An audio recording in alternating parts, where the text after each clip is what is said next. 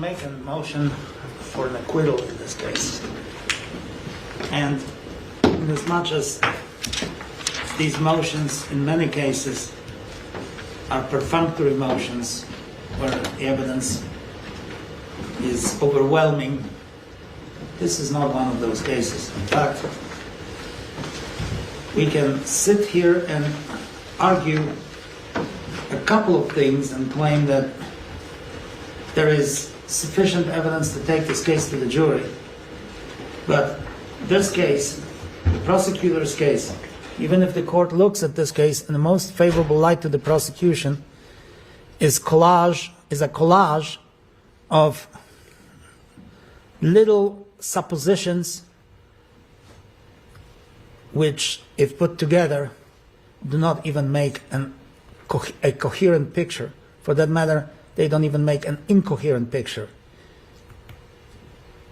We have the only evidence the state has presented to this court is that at some point my client had in her possession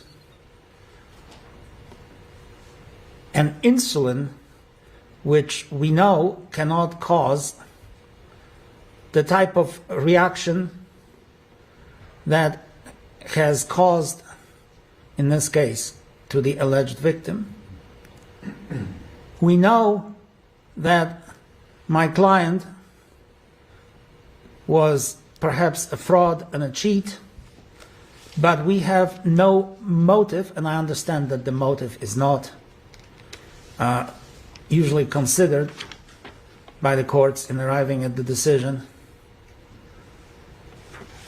Motive for this defendant to kill her husband, and the state produced none. The state admitted to having no direct evidence, but the state cannot even produce circumstantial evidence. If we had circumstantial evidence of the substance that killed Mr. Cochran, we would perhaps not be making this motion. But we don't have that evidence. All we have is a vial of insulin, full and seemingly untouched, even though there seems to be a puncture in a bottle of this insulin that, as stated by the government's experts, cannot kill this victim.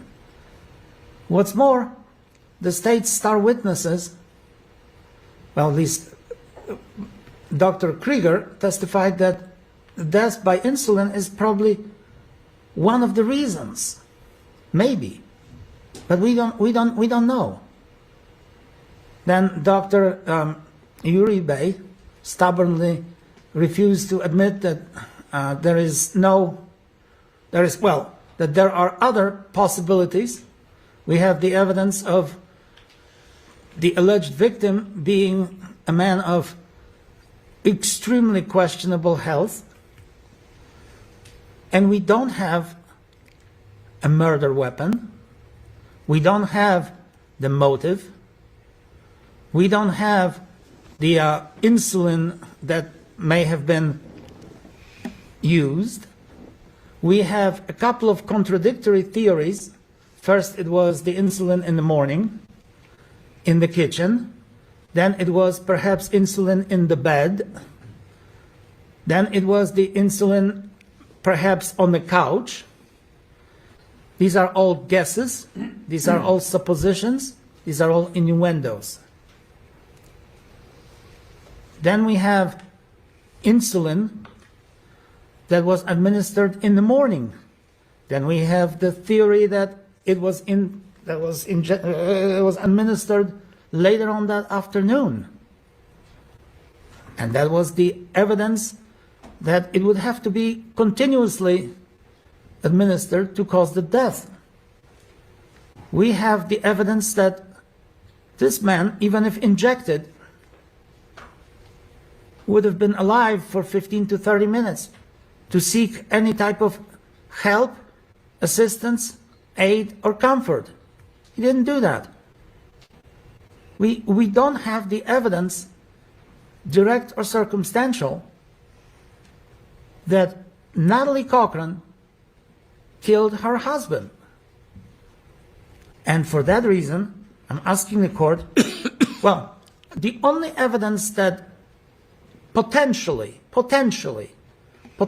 could be brought before this court is some evidence that the state argued for Mr. Cochran not to be taken to the hospital immediately. But that's the evidence of perhaps involuntary manslaughter. Negligent homicide, perhaps. That's a misdemeanor.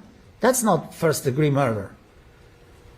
Premeditation, when the defendant calls for a murder weapon on the same day and pretty much tells everybody, at least 2 witnesses, I want to kill my husband. That's the evidence. He might have just as well asked for a gun, for a murder weapon. That's not the evidence that the state can hang his hat on. There's no evidence of premeditation. There's no evidence of deliberation here. And for that matter, there is no evidence of malice. And we have also the evidence of no evidence of what Mr. Michael Cochran would have done had he learned about this alleged fraud. We have no idea what he would have done, and therefore there is no evidence that my client needed to kill him for anything. I don't believe there's a shred of evidence in this case, direct or circumstantial, and I ask the court to seriously consider an acquittal. Thank you, Mr. Victor. Let me hear from the state, please. Thank you, Your Honor. Well, we do agree with the defense that the state does not have to prove motive, although there is evidence of motive. Aside from that, the state's made a prima facie case, and that's all we have to do at this stage. The circumstantial evidence is significant, overwhelming, and a reasonable jury could use it to convict this defendant. That's what they should do, based upon the state of the evidence. The defense has floated a lot of smoke out there, but at the end of the day, when this man went to Raleigh General Hospital, he had a blood glucose of 21. And our experts accounted for that by him being injected with insulin. That's enough. She had motive, she had opportunity, she had the means to do it. She's a diabetes counselor. She's a pharmacist. Putting all that together, there's more than enough evidence to convict. Thank you. Thank you, Mr. Truman. The court notes that the state told us all that this would be a circumstantial case. We've heard from significant witnesses, and perhaps the most important one in the court's mind was Dr. Uribe, who testified that the only way this victim could have died would be from insulin. We have heard about a motive that the defendant may have had to proceed in this manner against her husband. The court believes that a prima facie case has been established here, sufficient enough to take the case to the jury. The court is therefore constrained to deny the defendant's motion for judgment of acquittal, and I'll preserve this matter fully for the possibility of a review on appeal. All right, the next item we have to do, I have to advise the defendant of her Newman rights. I have to discuss with her right to testify in her own behalf in this case. For that purpose, we'll have to clear the courtroom of the state and all parties associated with the state, and also I would ask to clear out the media as well, because this is a very private matter, and all parties that are here to observe as well.